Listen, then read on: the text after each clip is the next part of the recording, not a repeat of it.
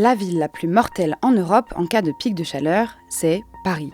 C'est ce que montre l'étude d'un groupe de chercheurs britanniques publiée en mars dans la revue scientifique The Lancet et qui revient sur le devant de l'actualité alors que les fortes chaleurs s'enchaînent sur la capitale.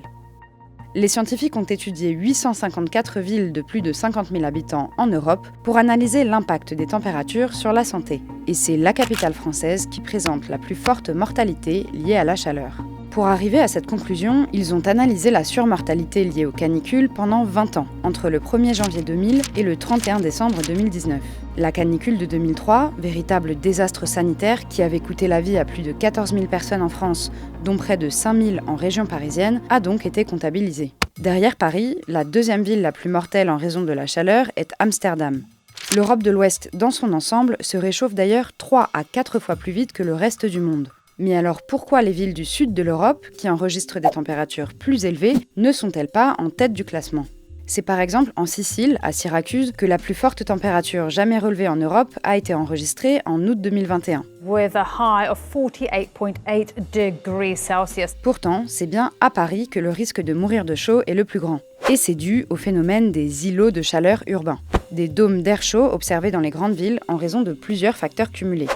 L'activité humaine y est plus intense, avec plus de circulation automobile, plus d'activité industrielle, et le sol y est très bétonné. Plus de 80% des sols de la capitale sont artificialisés. Or, ce sont les espaces végétalisés qui permettent l'évapotranspiration, lorsque l'eau qui s'évapore des plantes refroidit l'air. A l'inverse, les surfaces minéralisées absorbent la chaleur, puis la rejettent la nuit par rayonnement infrarouge. On peut aussi citer la densité des bâtiments, qui bloque la circulation de l'air, ou encore la climatisation qui rejette de la chaleur dans les rues.